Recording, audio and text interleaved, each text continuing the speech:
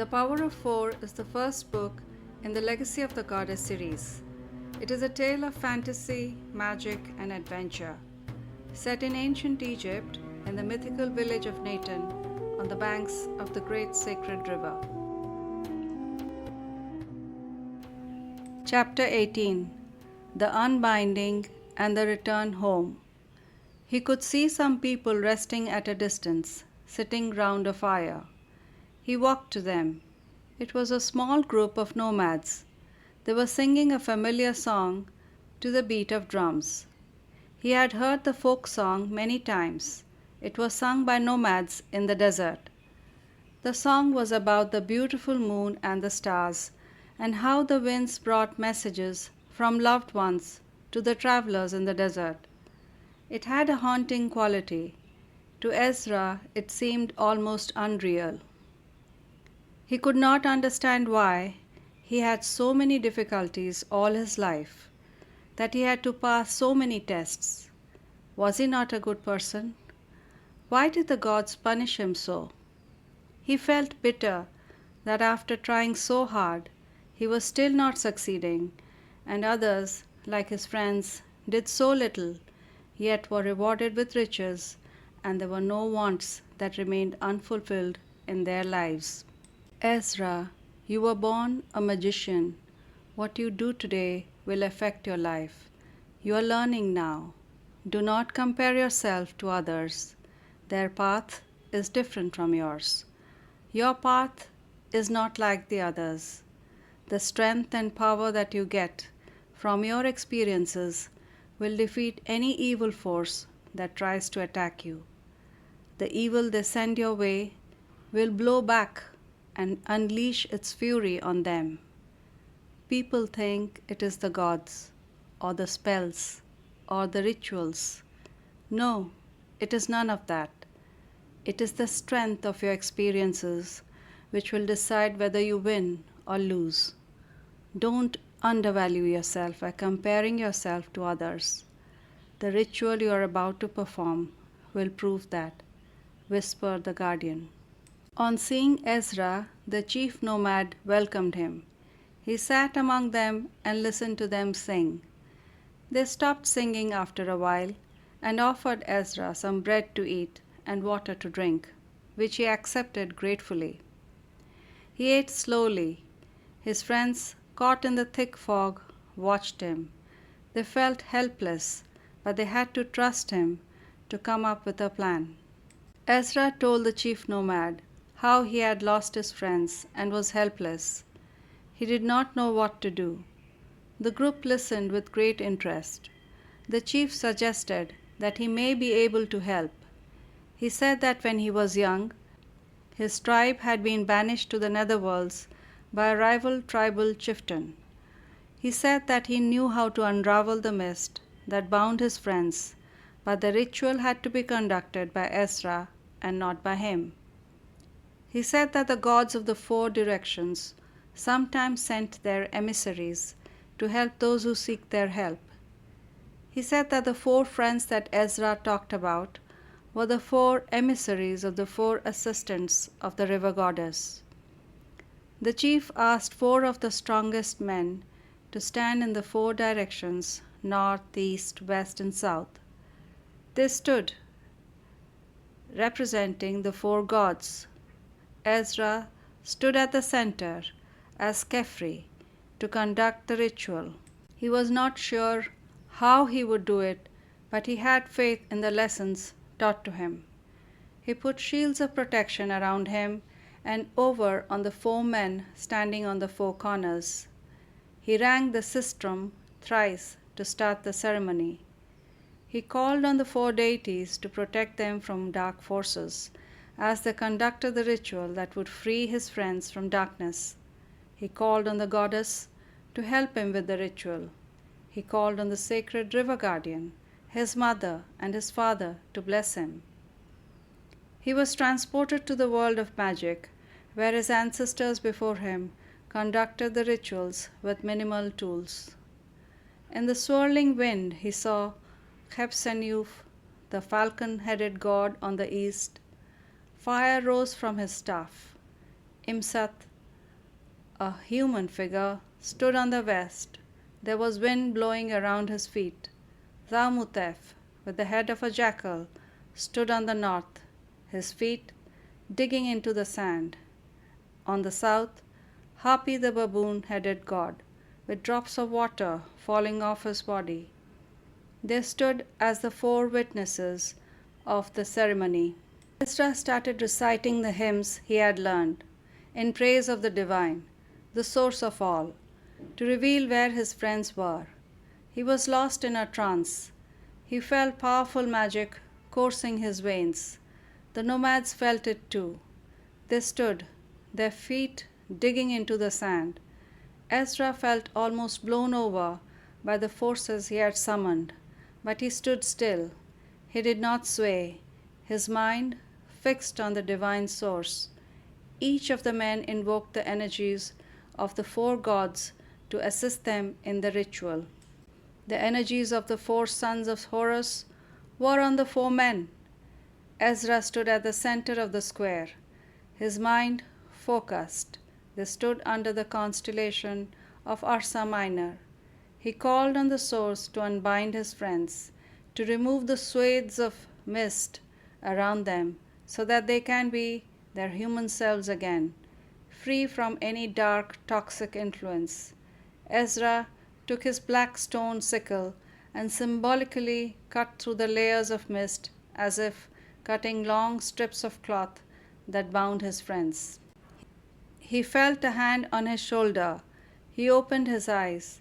Ezra was overjoyed to see his friends standing in the four corners in place of the nomads who had moved to the center and were standing with him at the center of the square. Bodhi stood in the east, Maruth in the west, Naved in the north, and Tani stood in the south. Everyone started talking at once. Ezra was speechless. He sat on the sand and listened. Far away the magician saw what had happened. He wondered who had helped the boy. He could see the nomads. He asked himself how these people learned high magic. He saw the youngsters and could not believe what he was seeing. Ezra and his friends thanked the nomads profusely.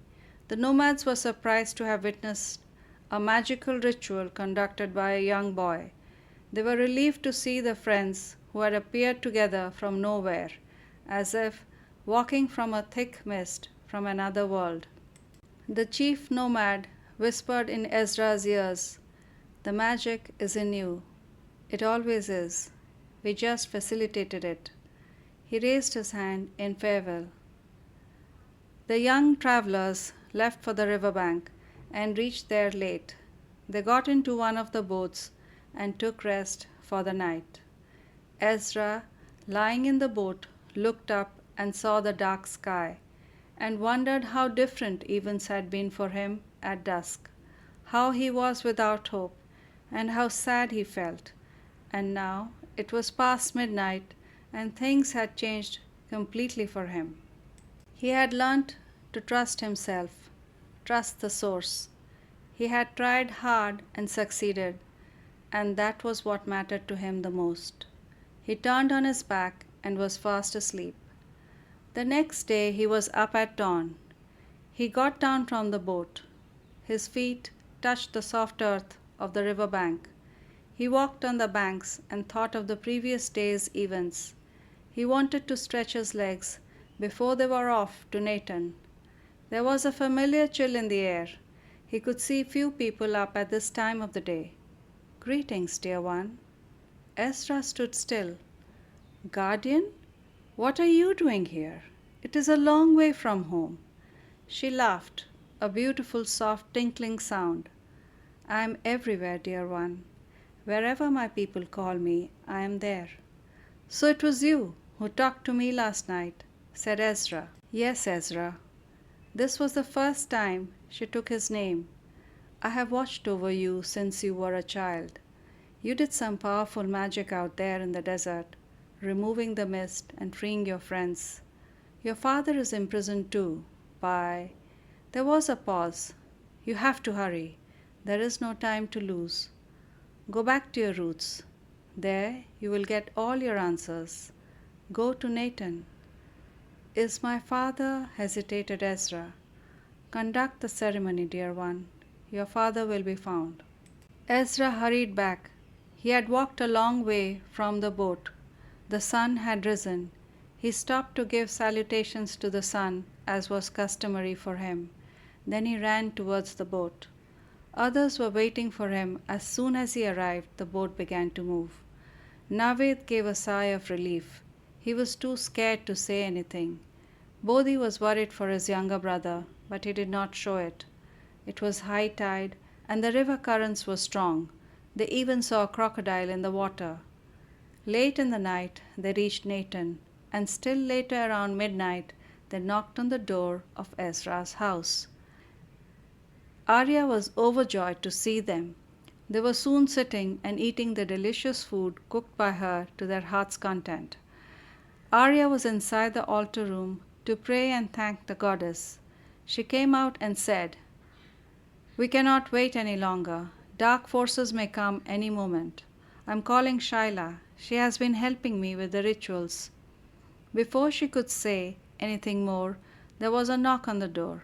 An excited Shaila came in. She was relieved to see Ezra safe. She looked at the others with curiosity and envied them for having such a great voyage together. They were eager to start the ceremony, but Arya asked them to wait. They had to rest so that they were strong enough to perform the ceremony. They protested, but Arya knew the dangers of performing magic without adequate rest. She wanted to start at dawn. Shaila felt alive. She knew her father will not try to stop her anymore, not because he didn't want to, but because he couldn't. Under Arya's excellent tutelage, she had grown powerful in her magic. She had poured her grief, her misery, and her failure to win her father's approval into her magical applications. Her magic had the edge and efficacy which surprised Arya. She knew she had found a gem of a student.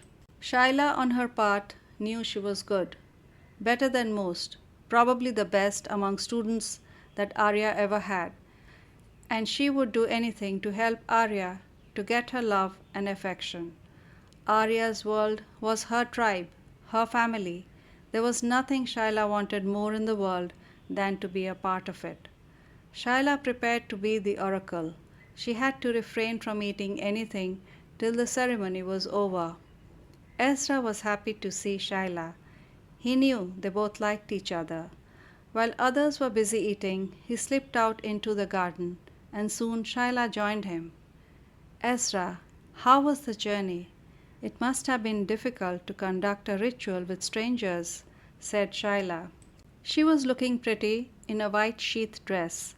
Around her neck she wore a necklace of lapis and huge silver earrings with blue and white beads. She looked fabulous. Ezra's mind had gone blank. Still he managed to give a weak smile and say, "Yes, it was difficult. The guardian helped me." "The guardian?" asked Shaila. Was he talking of the goddess of the sacred river? Thought Shaila to herself. He is not as innocent as I thought he was. "Yes, I hear her," said Ezra. "What does she say?" asked Shaila. "Well, she does teach me on new moon nights," said Ezra. Shaila was silent. Her heart was racing. What had the guardian taught Ezra? Did she teach him high magic, which is taught to very few? It was no surprise. He could remove the layers of mist from his friends which her father had bound them with. The boy who could barely understand magic was taught by the divine source, she thought. She could not understand why she was not happy to hear this. Ezra was her only friend. She liked him and wanted the best for him. She knew she was envious. Why did some people have everything? He had Arya as his mother, friends, relatives who loved him, and the guardian as his teacher. And what was she given?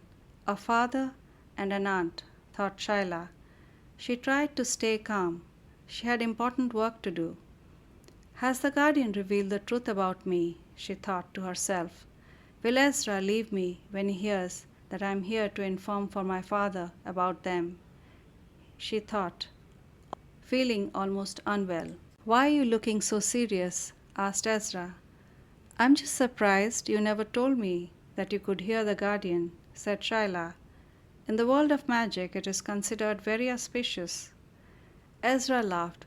"Well, I was not sure at the beginning. When I told my mother, it was she who said I may be the chosen one." "Arya knows about the guardian too?" asked Shyla. She was surprised that Arya never said anything to her about Ezra being the chosen one. "Arya does not trust me," she decided. She was shaken. She knew it won't be long before Ezra is warned by the goddess about her. "Yes, she does," said Ezra, wondering why Shyla was asking so many questions. "Did she say anything about me?" asked Shyla. "Be careful what you say, dear one," warned the goddess. "No," said Ezra, surprised to hear the guardian's voice. "This can't be good," he thought to himself. He liked Shyla and could not bear to think that Shyla was not happy for him. He felt as if he was seeing a side of Shyla for the first time. She did not seem happy to hear any of it. He could not understand why she was looking fearful, almost hostile and unhappy. Were they not friends who had the same teacher and knew each other well? It seemed to him as if she were his adversary. He felt he did not know her at all. "Ezra, Shyla, you have to take rest before the ceremony begins," called out Arya. She came out into the garden and felt the energy. "So Ezra knows," she thought. She prayed that the ceremony would go well. They went back into the house. Thank you for listening. This was a chapter from The Legacy of the Goddess, Power of Four. Tune in every Friday for a new chapter. You can also buy the whole book right now. Visit legacyofthegoddess.gumroad.com to buy The Power of Four in both written and audio format, as well as a special discounted bundle.